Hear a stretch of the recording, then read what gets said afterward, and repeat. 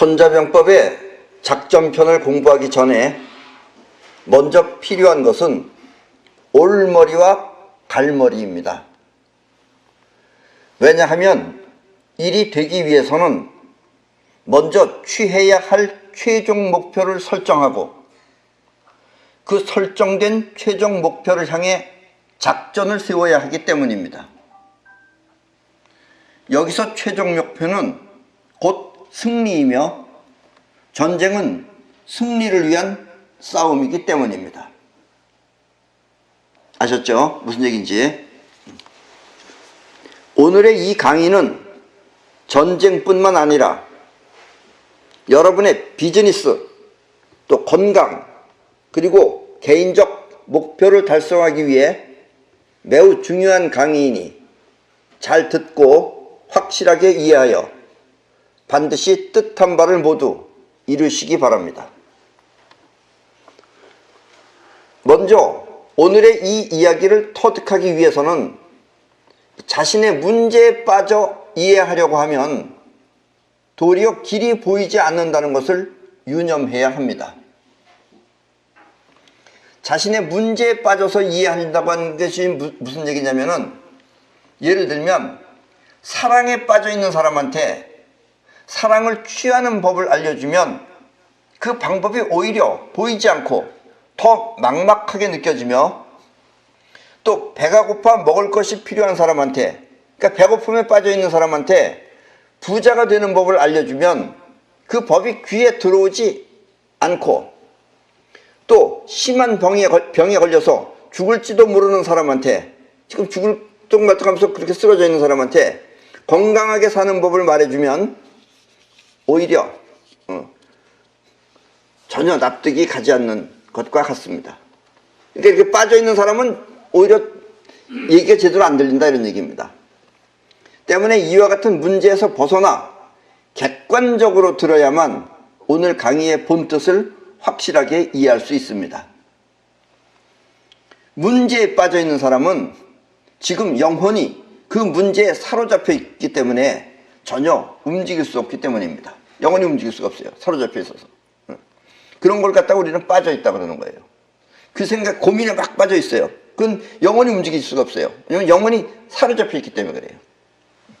그래서 이렇게 객관적으로 들어야지만이 이 본뜻을 나름대로 확실하게 이해할 수 있고, 그래야지만이 여러분들이 이 말의 중요한 요지를 체득할 수 있다라는 이야기입니다. 이 미숙한 사람들은 문제가 생기면 그 문제를 풀어서 해결하려고 합니다. 미숙한 사람들은 문제가 생겼어. 그러면 어떡하나 하면서 그 문제를 해결하려고만 그래요. 이렇게 있는 문제를 해결하기 위해 쓰는 머리를 갈머리라고 합니다. 그런데 해결을 위해서 머리를 쓰는 거죠. 갈머리는 해결을 하기 위해서 머리를 쓰는 거예요. 해결하려고.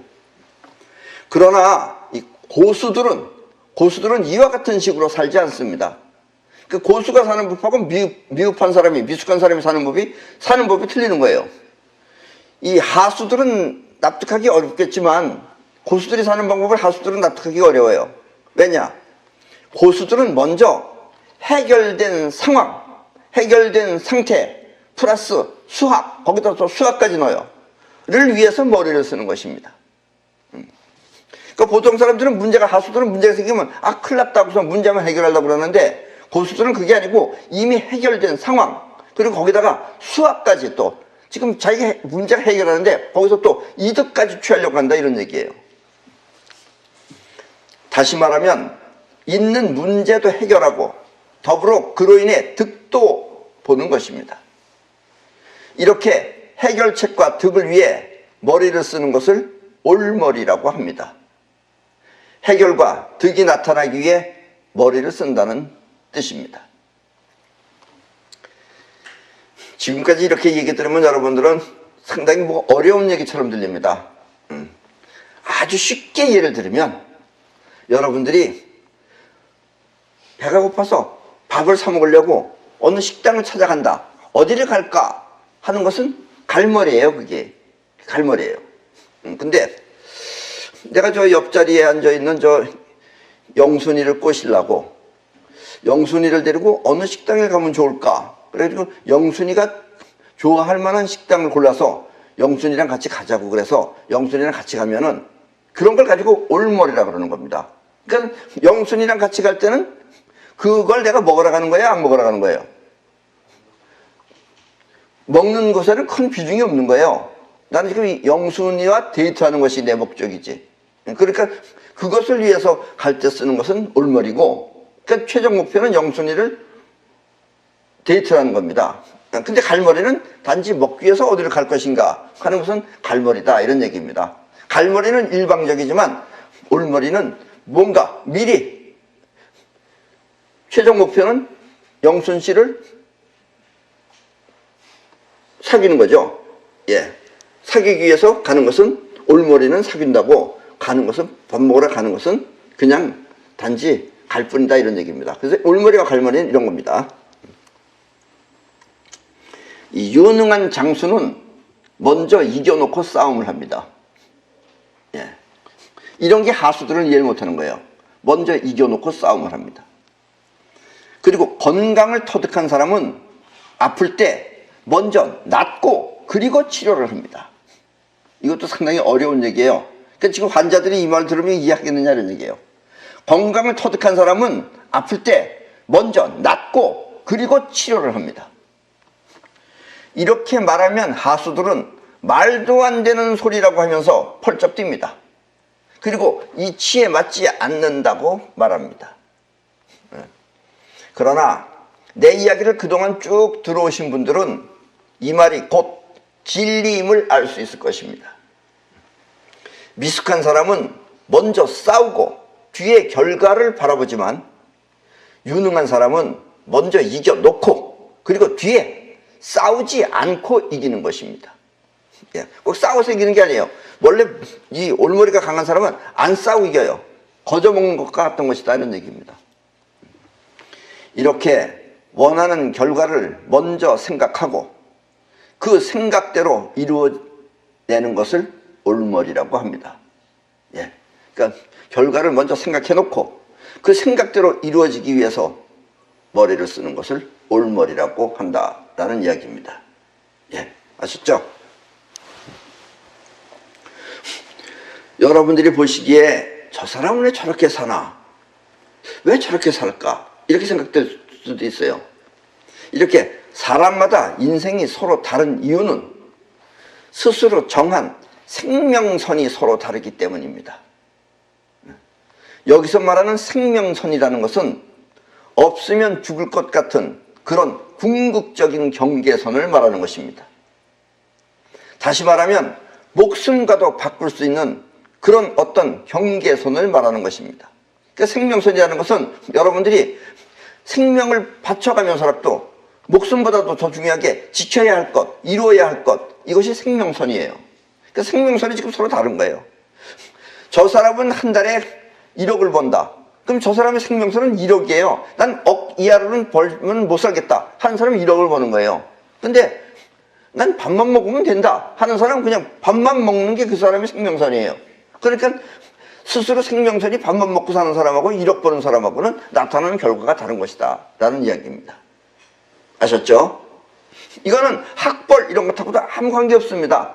또 부모가 잘났냐 못났냐 그것도 관계없어요. 스스로 정하는 것입니다. 그래서 어떤 사람은 1,000만 원은 꼭 있어야 한다며 또 그 돈이 없으면 죽을 것 같다고 하면 그 1,000만 원이 곧 그 사람의 생명선입니다. 아셨죠? 이 생명선이라는 말 뜻을 잘 이해하세요. 또 어떤 사람은 집은 꼭 있어야 한다며 그 집이 없어지면 죽을 것 같다고 하면 그 집이 곧 그 사람의 생명선입니다. 이렇게 생명선은 재산뿐만 아니라 그 사람의 철학, 또 사랑하는 사람, 또 조국, 나라, 또 회사, 또 작품, 학위 등 자신의 목숨과도 같이 소중한 것은 모두 여기에 속합니다. 그리고 그거를 위해서 살고 있는 거예요. 바꿔서 말하면 목숨을 걸고라도 지켜야 할 소중한 것은 모두 생명선인 것입니다. 이렇게 자기 자신의 인생을 걸고 목숨처럼 지켜야 할 소중한 것을 생명선이라고 합니다. 인생은 이렇게 스스로 정한 생명선을 따라 서로 다른 삶을 살게 되는 것입니다. 그리고 이 생명선은 올머리의 최종 목표인 것입니다. 그래서 왜 저 사람 저렇게 살까? 저 사람의 생명선이 저렇기 때문에 그래요. 그러니까 지금 이런 말 하면 여러분들은 내 생명선은 이거였구나 그거 지금 생각되실 겁니다. 그렇죠? 근데 그것조차 없는 사람은 어떻게 살겠어요? 예. 그러니까 결코 뭐 좋은 학교에 들어가는 것도 중요하고 뭐 어떻게 좋은 회사에 들어가는 것도 중요하지만 그런저런 일이 전부 다 이루어지기 위해서는 여러분들이 기본적으로 갖춰져 있는 생명선이 확실하게 있어야지만이 그것이 여러분들의 인생이 된다라는 이야기입니다. 어느 누군가가 나라를 위해서 무언가 하다가 죽었다면 그 사람의 생명선은 나라입니다. 또 누구는 엄청나게 큰 회사를 운영하고 있다면 그 사람의 생명선은 곧 회사입니다. 뭐 큰 회사를 운영한다 그래서 그 사람이 뭐 글쎄요 뭐 좀 비싼 건 먹겠죠. 뭐 더 많이 먹는 거 아니잖아요. 안 그렇습니까? 예. 어떤 사람은 뭐 벌지는 못해도 또 6개 먹는 사람도 있어요. 예. 뭐 그 사람이나 그 사람이나 사는 건 똑같죠. 그러나 생명선이 틀리기 때문에 인생이 달라지는 거예요. 또 누군가는 아내를 구하고 자신이 죽었다면 그 사람의 생명선은 곧 아내입니다. 예. 아내를 위해서 자기 목숨을 버릴 수 있는 것.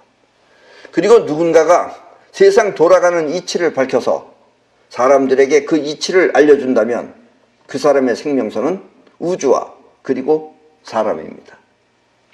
이렇게 생명선은 근본적인 것 외에 또 다른 어떤 것도 설정할 수 있습니다. 그렇게 여러분들은 스스로 정하기 나름이다 이거예요. 재산은 이 정도 하고 또 취미는 이런 걸로 하고 뭔 이런 걸로 하고 이렇게 여러 가지를 설정해서 생명선은 나름대로 여러 가지를 가질 수 있다라는 이야기입니다.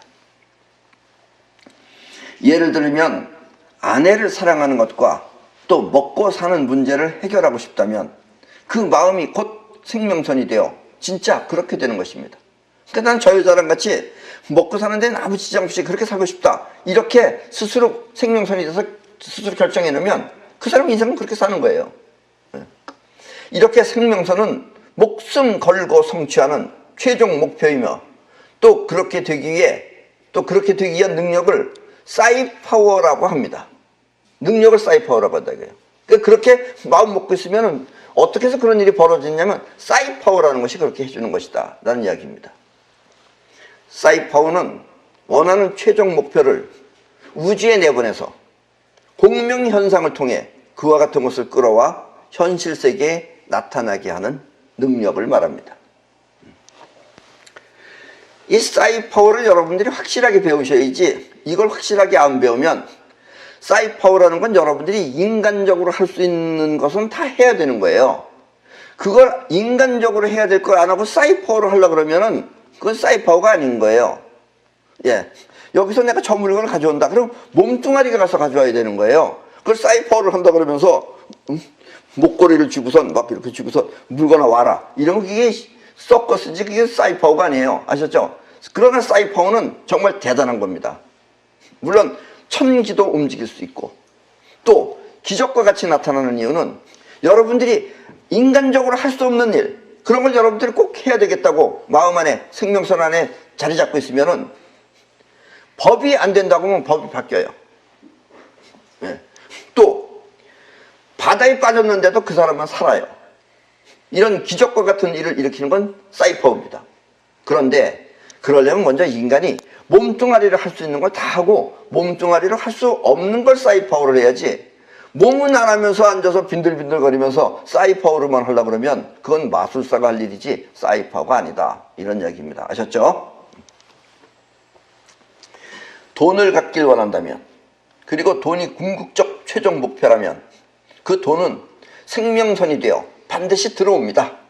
예. 그러니까 여러분들이 나는 부자가 아니다는 사람은 돈이 필요 없었기 때문에 부자가 아닌 거예요.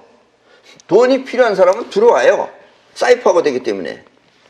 예를 들면은 로또 복권이라도 당첨이 되어서 들어오는 것입니다. 그런데 사업이 되었든 아니면 자기 노력이 되었든 이 사람들로부터 인정받고 또 착실하게 살아가는 것이 생명선 안에 들어있는 사람은 망하지 않고 계속해서 발전할 수 있습니다.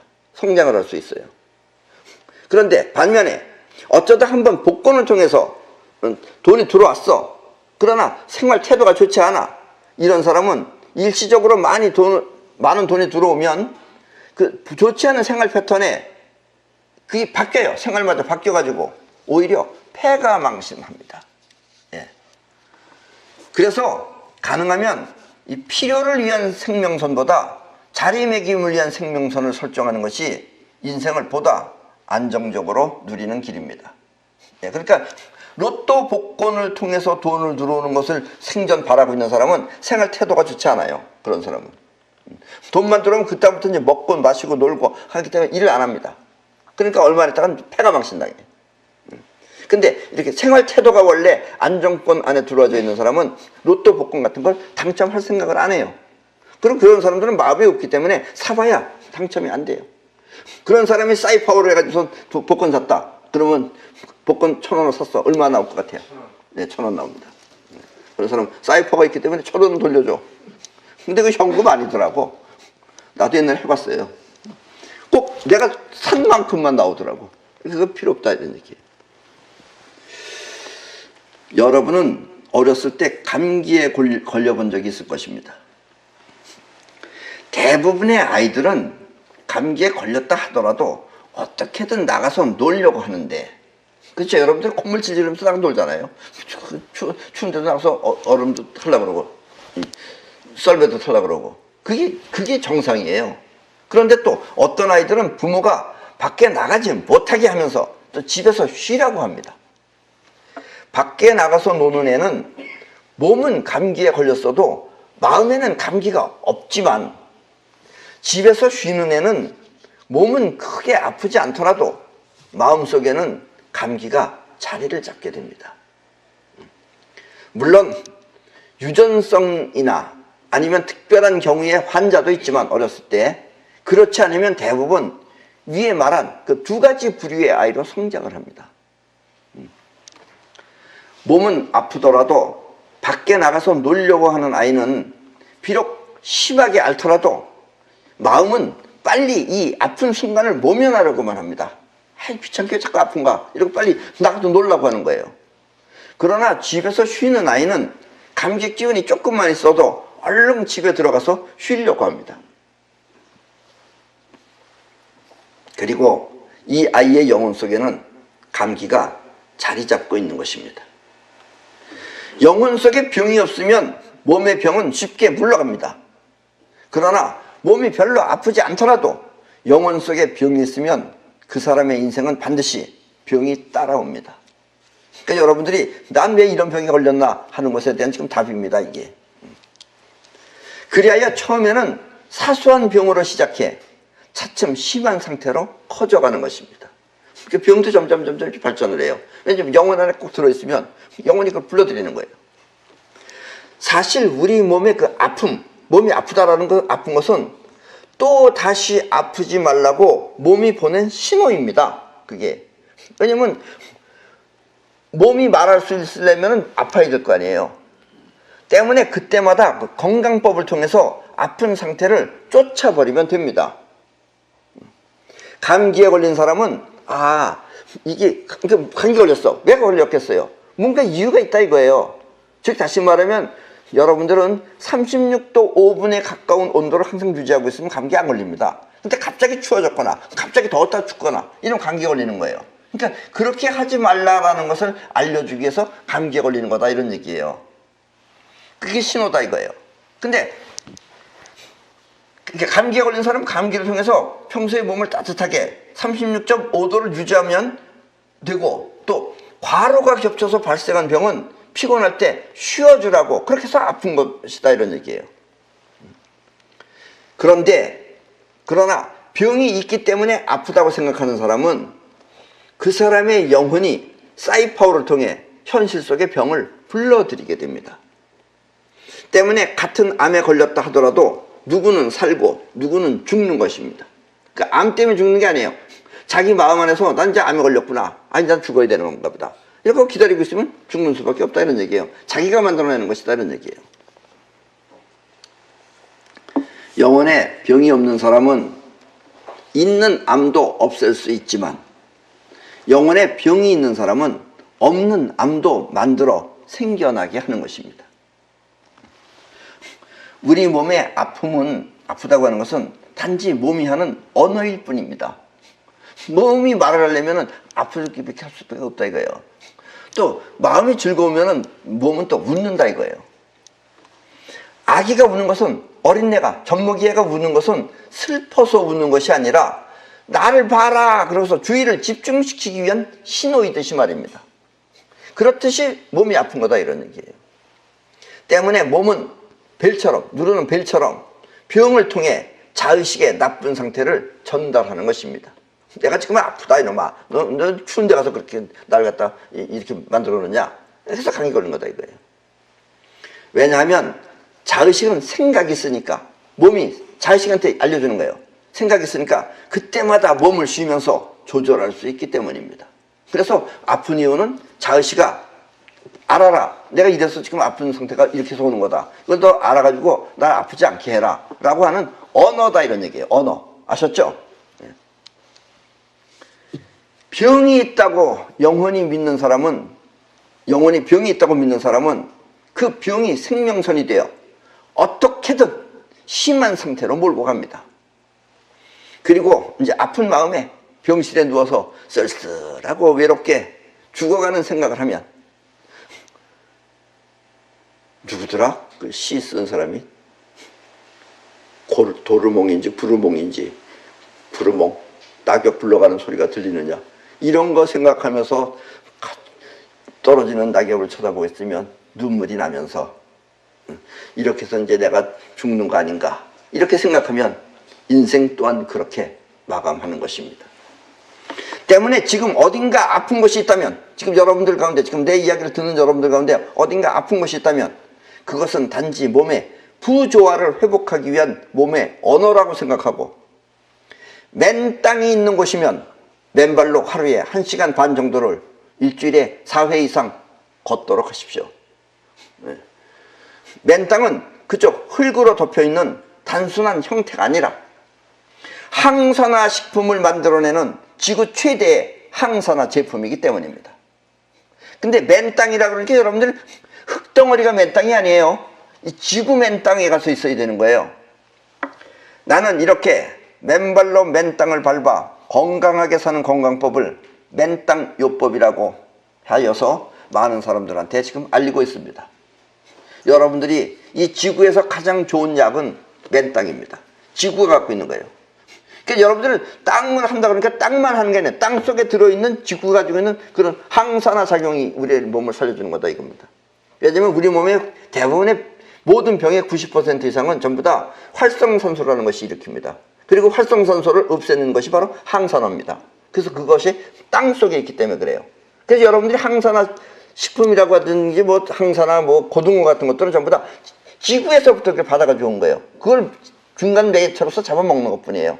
근데 여러분들이 맨발로 맨 땅을 밟으면 그것을 직접 받는 것이다 라는 이야기입니다.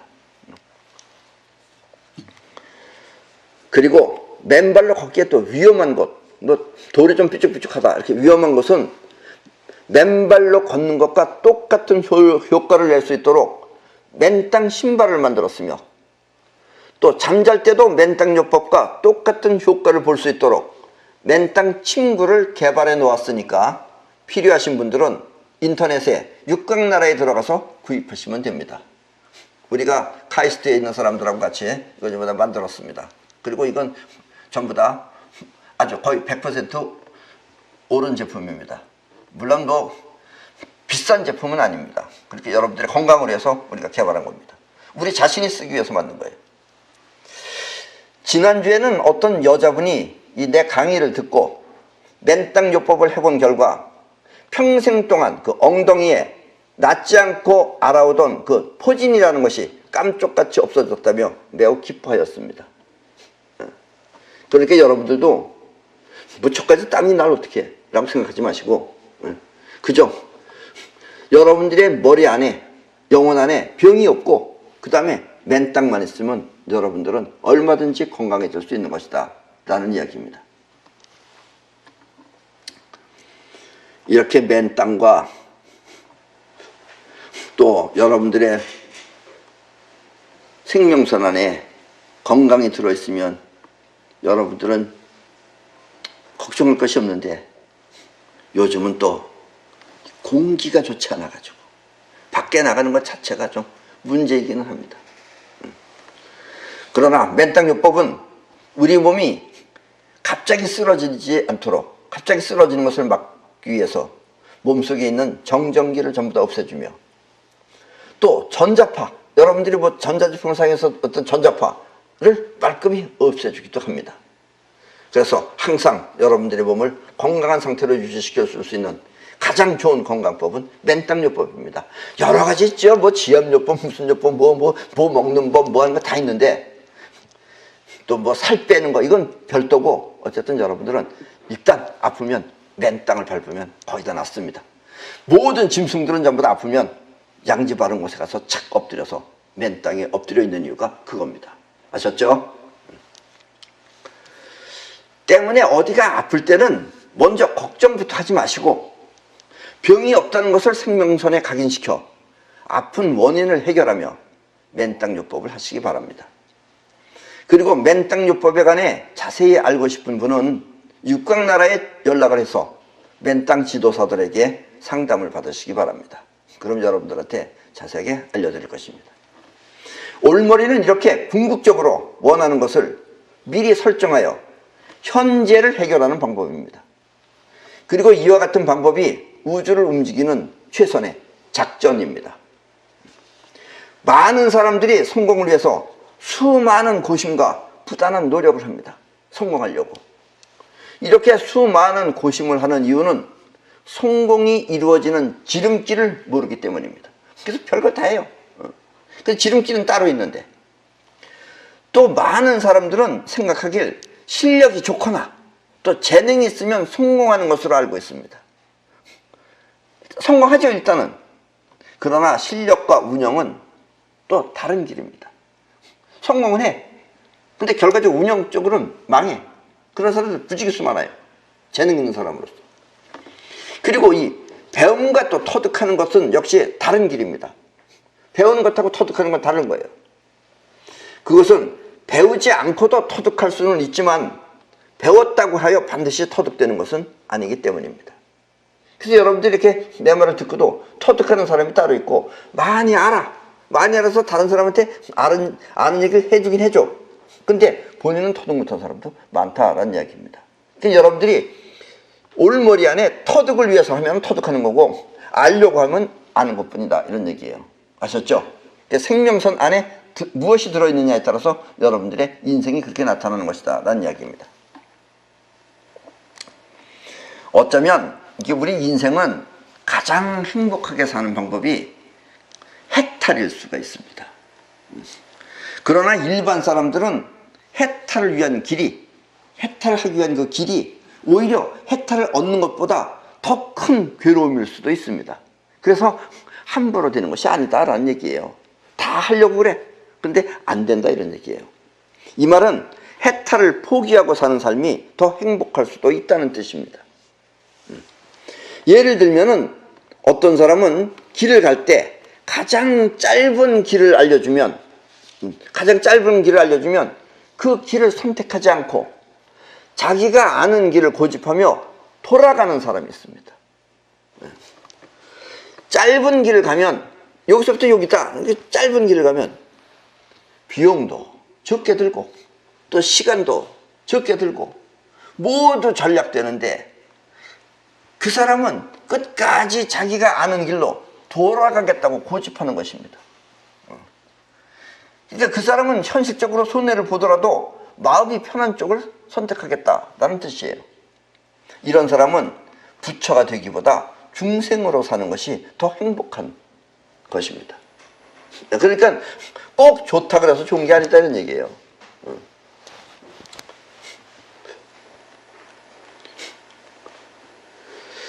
여기 지금 계신 분들 가운데 대통령 하고 싶으신 분 있으십니까? 옛날에는 이런 얘기하면 눈을 초롱초롱 건데 요즘은 또 웃어요. 이제 하도 이제 우리 한국 사람은 습성이 됐어요. 이제 되면 그 다음엔 어떻게 된다는 거 알아요. 지금 저게 직방으로 가는 길이다 라는 것까지도 압니다. 재벌 하고 싶어요? 이건 돈 부족한 사람 하고 싶다고 그래요. 함부로 그렇게 커지면 안 되는 겁니다. 그래서 이 사업에 관한 컨설팅을 의뢰받고, 옛날에 내가 컨설팅을 했어요. 컨설팅을 의뢰받고 일을 해주다 보면 의뢰인은 나의 기감을 믿고 또 나의 지시를 따라야 하는데, 대부분은 그렇게 따라야 할 바로 그 순간에 자신의 기분을 믿고 나의 지시를 따르지 않습니다. 그러면 결과적으로 매우 큰 손해를 보게 되는데, 이렇게 한번 큰 고비를 지나야 비로소 진정한 그 컨설턴트의 관계가 성립되는 것입니다. 그런데 대부분 크게 망해서 다음번에는 기력이 없어서 컨설팅을 못 받아요. 그래서 그때 이렇게 하라고 하면 안 해요. 왜냐면 자기 생각에는 그게 지금 잘 될 것 같거든. 그래서 내가 지금 이 순간에 바꿔야 됩니다 라고 하면 빨리 바꿔야 되는 거예요. 근데 그때는 안 바꾸고 끝까지 거기에 미련두고 있으면 나중에 가서 크게 망칩니다. 왜냐면 기감이 없기 때문에 그래요. 또 이른바 잘 나간다는 연예인이나 운동선수 중에는 그 재능으로 뜻하지 않은 수입이 들어올 수도 있습니다. 그러면 그 돈으로 생활의 안정권을 확보하기 위한 일에 써야 되는데, 그 돈을 또 남을 괜히 돕는다든지 아니면 사업을 시작해서 쫄딱 망하는 경우가 많습니다. 비록 재능이나 기술로 인해 돈은 벌었다 하더라도 혹시 또 지금의 수입이 줄어들 것을 대비해서 다른 사업을 벌리면 쫄딱 망하는 경우가 대부분입니다. 왜냐하면 그렇게 시작한 사업은 자신의 생명선이 아니기 때문입니다. 괜히 미래를 걱정한다고 하면서 돈 들어온 거 가지고 자, 내가 너 도와줄 테니까 이 돈으로 사업해. 그래서 이익을 다 나한테 줘. 하고서 하면은 저 사람이 그 돈 가지고 날라 안 날라요. 네, 날르는 게 정상입니다. 그게. 네. 그런데 이 사람은 괜히 나중에 이제 나쁜 놈을 만나서 이렇게 됐다고 하면서 결국은 나중에는 다 턴 돈은 다 딴 사람 주고 지는 지팔자대로 사는 거예요. 결국은. 그래서 이럴 때는 유능한 컨설턴트를 찾아서 그 사람의 말을 듣는 게 좋다라는 이야기입니다. 그럴 바에는 차라리 번 돈을 저축해 놓고 필요할 때마다 조금씩 쓰는 것이 낫습니다. 이렇게 재능이나 기술은 운영과 전혀 다른 것입니다. 운영하는 것하고는 다른 것이다 이거예요. 이럴 경우에는 차라리 나 같은 사람을 찾아와서 번 돈을 어떻게 간수해야 할지 컨설팅 받는 것이 좋습니다. 또 사람들은 할 때와 그만둘 때를 구별하지 못하는 것은 아프락삭스의 공을 모르기 때문입니다. 아프락삭스의 공은 존재의 원칙이며, 이 우주의 존재의 원칙이에요. 존재의 원칙이며 존재하기 위해서는 반드시 알아야 할 경계입니다. 경계. 아프락삭스의 공. 이 공이라는 것은 뜨거운 것에 놔두면 그 공은 점점 불어나서 커지게 됩니다. 탱탱하게 커지죠. 그런데 계속해서 그 뜨거운 것에 놔두면 그 공은 터져버립니다. 또 공을 찬 곳에 놔두면 그 공은 점점 쭈그러들어 더 이상 튀어오르지 않습니다. 이렇게 튀어오르지 않는 상태가 되기 전, 그러니까 튀는 상태죠. 튀는 상태에서 터지기 전까지의 상태를 아프락삭스의 공이라고 합니다. 그때만 공인 거예요. 쭈그러들거나 터지면 공이 아닌 거예요. 공이 공으로서 존재할 수 있는 가장 기본적인 경계선이라는 뜻입니다. 아프락삭스의 공이. 이와 같은 존재의 범위를 모르면 사람들은 무리를 해서 그 안정권을 깨버리게 됩니다. 올머리는 이렇게 안정권을 지키며 또 사이파워를 통해 원하는 것을 현실에 끌어오는 것입니다. 원하는 최종 목표가 목숨보다 더 소중하면 그 목표는 영혼의 각인이 되어 사이파워가 현실 세계에 끌어옵니다. 작전은 이렇게 끌어오는 힘과 또 뻗어나가는 힘이 7대3일 때 가장 잘 세운 것이 됩니다. 작전이라고 하는 것은 끌어당기는 힘이 7, 그리고 뻗어나가는 힘이 30%. 이때가 가장 잘 세운 작전이다라는 이야기예요. 이와 같은 7대3의 비율을 황금률이라고 합니다. 이것이 우주를 통해 원하는 것을 성취하는 최선의 작전입니다. 이렇게 이룬다는 것은 곧 끌어오는 것입니다. 끌어와서 이루어지는 것이다라는 얘기예요. 여기서 매우 중요한 한 가지가 있는데 이것을 알아야 원하는 것을 모두 누리며 살아갈 수가 있습니다. 그것은 바로 우주의 원리를 아는 사람은 모든 것이 감사하고 또 그렇게 감사한 마음을 갖고 있으면 우주로부터 보호를 받아 만사가 무사하게 뜻하는 바 모두를 이룰 수 있다는 것입니다. 다시 한번 말하면 여러분들이 이 세상에 누리는 것은 전부 다 우주에 대한 감사함을 갖고 있어야 됩니다. 감사함을 갖고 있어야지만이 우주가 여러분들을 보호를 받을 수가 있어요. 근데 이 있는 것에 대한 감사함을 모르고 자기한테만 빠져있게 되면, 자기 이득만 취하게 되면은, 그러면은 여러분들은 우주로부터 감사함을 느끼지 않게 되면 여러분들은 남한테 욕먹는 현상이 벌어집니다. 그래서 항상 모든 일이 벌어질 수 있는 것을 감사하게 생각해야지만이 여러분들은 무사하게 만사를 누릴 수 있다라는 이야기입니다. 이익은 손해를 막는 것에서부터 시작하고, 그래서 사람들은 이익만 생각하지 손해를 막는 건 생각을 안 해요. 손해를 막는 것이 곧 이익의 시작이다라는 뜻이에요. 또 싸움은 빨리 끝나야 손해가 줄어듭니다. 그걸 몇 년 동안 질질 끌면은 지쳐서 못해요 이제. 그래서 싸울 것은 빨리 끝내야 됩니다. 그리고 감당할 수 없을 만큼 큰 이익은 도리어 자신의 존재를 위협하는 무리가 됩니다. 그래서 너무 큰 걸 자기가 원해서 바라면은 자기는 망가져서 없어져 버려요. 그러니까 무리하지 않게 자기한테 자기 몸이 견딜 수 있을 만큼만 해야지. 자기가 좀 수영 조금 할 줄 안다 그래가지고 저기 어디 바다를 건너서 부산 앞바다에서부터 LA까지 간다고 헤엄쳐서 가면은 중간에 몸이 죽어서 없어진다라는 이야기입니다. 그래서 감당할 수 없을 만큼 큰 이익은 도리어 자신의 존재를 위협하는 무리가 됩니다. 때문에 시작은 가까운 곳에서 먼 곳으로 키워나가야 하고, 또 일은 끝에서부터 시작해야 하며, 또 부득이 남한테 빌려줘야 할 경우에는 줄 수 있는 만큼 빌려줘야 합니다. 여러분들은 이걸 먼저 생각해야 됩니다. 내가 저 사람을 살려준다는 것은 내가 살아야지만 저 사람을 도와줄 수가 있어요. 그러니까 나 죽고 저 사람 살려준다. 뭐 그럴 수도 있죠.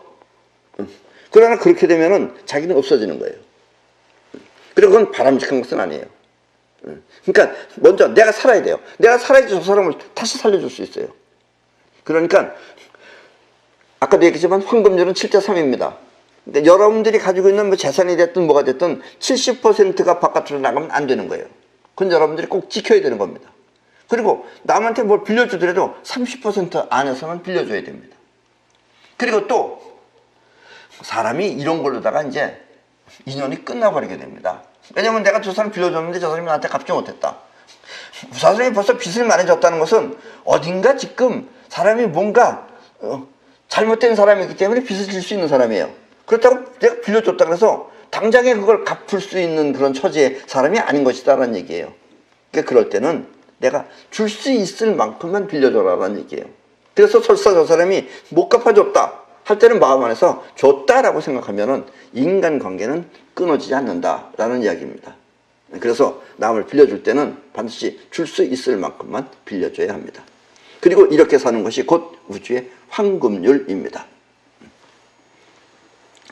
이와 같은 우주의 근본 이치를 생각하며 다음 시간부터는 손자의 작전편을 강의하도록 하겠습니다. 그럼 오늘 강의는 이것으로 마치겠습니다.